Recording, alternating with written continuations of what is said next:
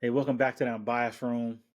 Hot off the press, Jimbo Fisher is officially out as the head coach at A&M. Ron, what's your thoughts, man? Yeah, I think we knew this was coming. I mean, he was 6-4 this season. He probably picked up the next. Well, he had a chance to pick up the next two wins. I think Abilene Christian and LSU. But I think the Board of Regents, they was just tired of losing, tired of the subpar play that they've been getting out of Texas A&M, especially when he's one of the highest paid coaches in college football. So not surprised at all. Like I said, I think we all knew this was coming. Yeah, I mean, we had him on our early, preseason hot seat. Yeah, we did. we we knew if they didn't come out strong, that this might happen, right? Even though there's all that money that needs to be paid out, I think Texas A&M, like you said, you're getting all this money, they expect results, and having a worse schedule than Kevin Sumlin at this point, and they fired him, and Jimbo. I'm okay with his fire too, even though it's costing them all this money. The dude has the best recruiting class in history, hasn't been able to produce that to field wins. So, and every time we watch A&M play, the commentators say it, the opposing team say it, probably the best defensive front in college football.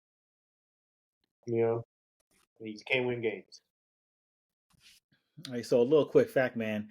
Jimbo is the only coach to start off ranked 6 or higher in the AP poll 3 times and finish the season unranked. Yeah. Which is, that's crazy. Mm-hmm. I mean, that's what I'm saying. We saw LSU just throttle Florida, right? And that's probably going to be the same thing, honestly, when LSU comes to town or plays A&M. They're not going to be ready, and it's all him. He has the players, but as a head coach, man, if the ship is sinking, you don't want driving it straight down. But Yeah. Yeah, I guess for me, the biggest thing was, I mean, he had the talent. And, I know his quarterbacks have always gotten hurt, like at least in the last couple of seasons, his quarterbacks have gotten hurt. That could have played a part in it, but, they never turned that corner, man. I think that I think it was the 2020 season when he was 10-2. And then after that, he was 5-7. I mean, they never turned that corner, man. Yeah. And I think it's gonna create there's gonna be some blowback from it. Not from I'm talking about on the recruiting side, right? Because you've already had when they seen the program was going downhill, right? I think in the last couple of months they didn't have 4 people decommit. And then once the news broke, they had another wide receiver from the 2025 class decommit.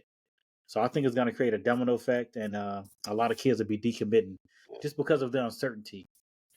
Yeah, and then I also seen that they said that all kids that's on the team right now, they have 30 days to go to the transfer portal, if they want to leave. Yeah. So they have 30 days from now to get into the portal. That sucks for the players, right? Because you're giving them 30 days to make that decision. Because what if they sign a good replacement, right? And there's some names being thrown out there, like Urban Meyer's name gets every job opening in college football. Urban Meyer's name gets floated out there, but still, this is an attractive job, Yeah. But for the players, giving them 30 days. But I wouldn't. If I was a player there, I would jump. You know what I'm saying? They just fired the head coach. You don't know who's going to run the program. You telling me that? They got starters that can go in any team in the nation and start right now. Yeah. I know they have some good wide receivers. I know they got good, like I said, good front seven that they've had. So, yeah, like I said, I think those guys could leave and go and start anywhere in the country. Yeah. Yeah, now like I said, I don't know about the depth of those backups and stuff like that, but I know at least those starting wide receivers and that front seven, they're legit.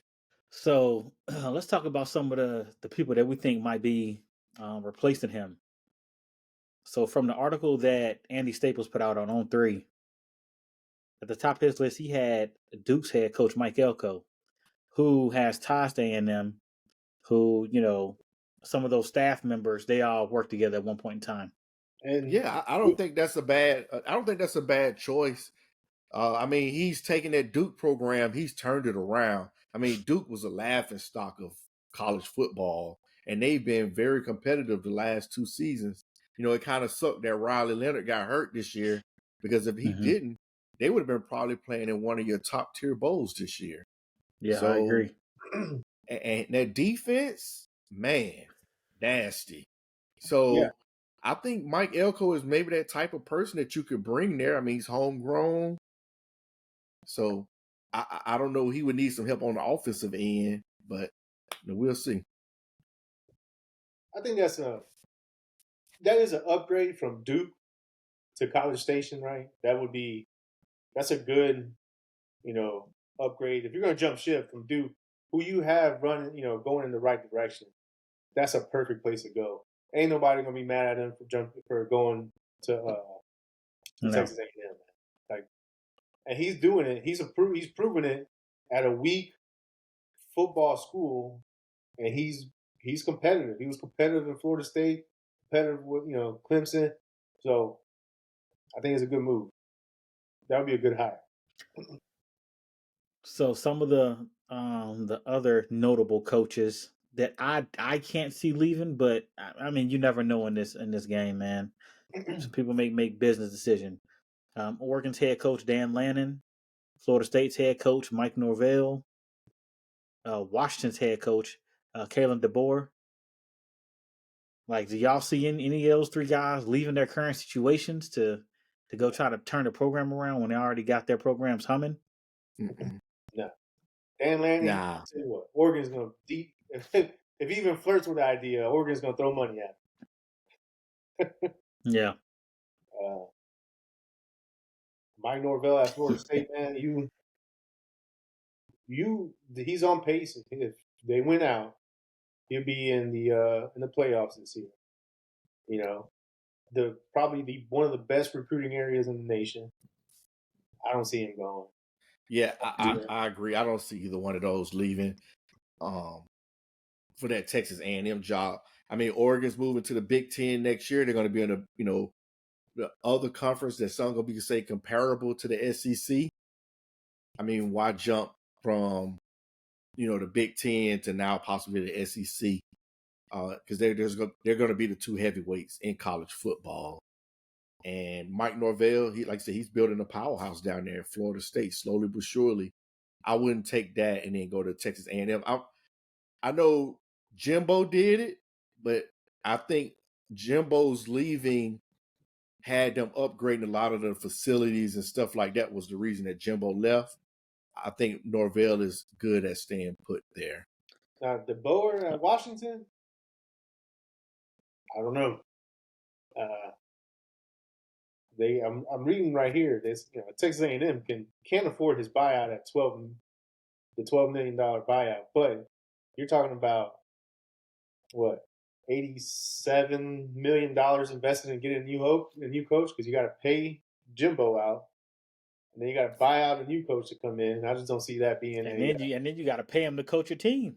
Yeah, so you're talking about a damn near $100 million investment to get a new coach, and I just nah. They already said that. They said they already expecting to shell out over $100 million because you got to pay Jimbo and the rest of his staff. Yeah, his coordinators got to get paid. Yeah. Well, let me throw this one out there. I seen Deion's name. What do y'all think about Deion coming to Texas A&M? Deion's not leaving Colorado, because Shador and Shiloh was his other son. Mm-hmm. They can't transfer again, right? They already transferred. Can't transfer again. Yeah. He's not going nowhere for at least, I say 3 years. I don't think that's his place either. You know, imagine the media attention that Dion brings with him down in A&M Stadium, man. Nah, Oh I, yeah. yeah, The crazy thing is, man, if Dion did leave, that money that they owe Jimbo, shit, they'd make that shit back in one season. Yeah, but I'm kind of with Ed. I see where Ed going with. I don't think Dion will fit the culture of Texas A&M. no, No. I don't think so at Yeah, all. Because he went to yeah, Colorado, who hadn't had, anything going for them right. since Cordell Stewart. It's been a long time. And he kind of built that culture. Well, that's his I culture. agree with you, Ed. That's not his, Yeah, but I don't unlike think that's Colorado, it. Texas A&M has an identity. Texas A&M has a culture, Yes. and Yeah, you're not gonna just make it your culture. You're not, yeah, because that is Uh, they're a powerhouse football team, right? Maybe not recently, but that is an attractive place to coach. oh, yeah, yeah, I But think it's a top 10 job in the country. yeah. they You give know, you another thing they were saying was that the reason they let him go so early so they can start looking at another coach right now, start putting the feelers out right now instead of waiting till later on the fire, Hmm. at the end of the season. So, Yeah. that person can start go ahead and hitting those recruits up so they don't lose them. Start hitting his players up so they don't lose them. Because like I said, Texas A&M is a legit college football program. I mean, you threw a name out there. Was it a Texas insider, the Texas guy? Oh, Who's that? Jeff Traylor. Yeah. So Jeff Traylor, he was a high school coach in the state, right? Won some state championships. He was also an assistant. He coached special teams and tight ends at Texas, um, under not Tom Herman, under Charlie Strong. Hmm. Um, and he was good. But yeah, he's not a home run hire, but his ties to the state are so strong. Everybody in the state will love that hire. Like all the A&M, guys will love that hire, and he Yeah, will be able to keep recruits. So, I was just reading Peter Burns, on SEC Network. He was mhm, saying that would be the perfect person to put down there at yeah, A&M. Yeah. Because the biggest problem of not bringing somebody that's familiar with Texas, man, there's a lot of talent to keep in Texas, and hmm, he has ties to the high school coaches, right? Like you said, he has ties in yep, Texas. He's a Texas guy. Like I think that would be a great hire for him. In the state, it's going to be a home run in the state, but not a national. People are going to be like, "Who is this guy?" Because earlier in the day, I was like, "Who is Jeff Traylor?" of Right? course, So, yeah, look him up. Mhm. But it makes sense for them to, and it makes sense financially too to get somebody like that. He's and at UT. I just got an alert. I just got an alert on my phone from Bleacher Report saying Texas A&M may target Dan Campbell. He's a Texas A&M alumni. Oh, now that's not a bad one. Yeah, I mean, he turned the Detroit Lions around. I think right now they're leading the NFC Central yeah, but division. you're not leaving no head coaching job at the NFL to go coach college and recruit, man. That's Nick Saban did it. He also Nick lied to Saban about. wasn't good in the NFL. He wasn't good. He ran. See, I heard the story about Nick Saban, man. They said that he lied to them, man. Lied to us, They said the player said yeah. he lied to him, man. They Nick said Saban damn Saban lied to him. saying, "No, I have no plans to leave to college, to coaching college." The next week, the motherfucker was The gone. next week, my man was on a private jet. Hey, man, Dolphins Nation never forgets. Yeah. But I mean, if I think he would be a good hire. He's very energetic, man. I know Yeah, he's still a young cat too. So I mean, that's a person that you could build a program around, and you can say, "Hey, I had success in the NFL. I know what it takes to win." Right? yeah. But But I'm saying so I'm just thinking about it. If I'm him, I'm coaching NFL. I ain't got to do no babysitting. I'm running a team, man. I don't have to. Recruiting is a lot. Oh That yeah, shit is year round. You're yeah. constantly selling yourself. You're constantly selling your program. You're constantly selling the school. You're selling coaches. There's a lot of energy. Detroit loves Dan Campbell. The players love Dan Campbell. Mm-hmm. I don't Mm-hmm. see him, especially right now, man. Like Detroit actually has a shot to be a divisional champ this year. You know what I'm saying? Like in their division. Yeah. And that's crazy. When in our the last 30 years, when has Detroit been fucking good at anything? So Nothing. great. That's my dream sheet. You have a dream sheet. That's a great dream sheet, but I just don't see him. Like Well, for me, I always say that. Well, for me, I always say that, hey, if you're gonna fire somebody, you better have somebody ready to come. You know what I mean? Because Yeah. somebody already lined up, ready to come. Because I would hate for them to fire Jimbo, and then it's not a better option out there. Everybody turns them down, and then now they stuck with. I'm trying to think, what school was that the last couple years ago? They fired their head coach, and then it took them. They got down to like the fourth, or fifth choice before they even got, they got the person they wanted. And I can't remember who it is now, but I just hope they really had somebody in mind and somebody they've already kind of had communications with that they know is going to be willing to take that job.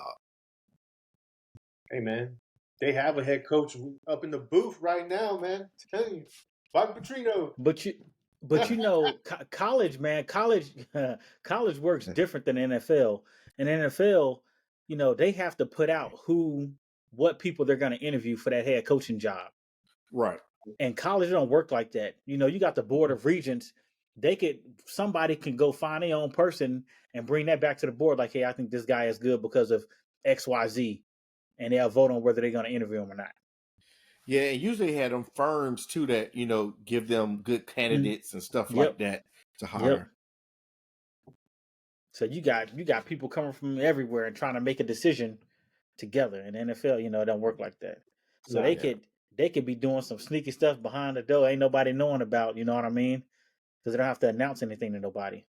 Yeah. I just also on that same report they had Urban Meyer on there. I don't think that's gonna happen. I think he's done. Shit, I don't want that to happen, man. Nobody does. I see the Dan Campbell and Dan Quinn. I ain't hating on him. Urban's a good coach, man. That's not good for us because he know how to win. So yeah, but he need to stay where he at. He had a damaged reputation, though, man. I think that Jaguars job hurt him. Last year, that job hurt him. Yeah, hurt his reputation. Because it wasn't just like a X's and O's thing. Like there was his personality, his everything. Like as a person, it hurt him as a. the way he was talking to players and all type of craziness. Image. Yeah. They also got on here Dan Quinn, the Cowboy defensive coordinator. That's another possible. Yeah, I know he used to be the head coach for the Atlanta Falcons too. Yeah. And I think he was the Seattle Seahawks defensive coordinator. Yeah, he started the whole Legion of Boom thing. Yeah, and I would say when they won the Super Bowl. Yep. I mean, again, it's kind of like what AB said. Is he willing to recruit though? Yeah. You know what I mean? That's going to be the biggest thing with him. So let me ask y'all this: what do y'all think Jimbo's going to do now? Hey man, like when $75 million guaranteed, I wouldn't do nothing. Because you think we just talked about it, right? The how hard it is to continue recruiting year round, the stressors of college football. I don't think we're going to see him try and get a job in the next year. I think he's gonna wait for some of this to die down. Maybe in a couple of years, he might see him somewhere else. But I don't think we see him at another big program though. I'll tell you man, you wouldn't see me at all. I got $76 million coming on the way. I'm good, man. Yeah, you ain't gonna see me around football. You're not gonna see me at all. I'm chilling. Yeah, I mean, he has accomplished all his goals. He did win a national title. You know, he won that with Florida State. I mean, what else does he have to prove? You know, like I said, I don't see him taking an analyst job. I know I've been saying that all over the Twitter. People saying, you know, like come to Bama, be an analyst, or some of these other places. I don't see him doing that. I think don't I either. see him more as an off the field role. Like I said, working in studio like Dan Mullen or something like that. I just don't see him coming back to the football field. Yeah. And I don't think any program's going to want him either. Like maybe as an analyst, they'll have him somewhere tucked away, but I don't think any big program's going to want to take him as a coach. He said tucked away. Yeah. Oh man. Poetry, no. There you go. No man, nothing chance, bro. All right, man. Well, that does it for this episode of the Unbiased Room. Don't forget to like, subscribe, leave a comment, share it, tell us how we're doing. Take care. Peace.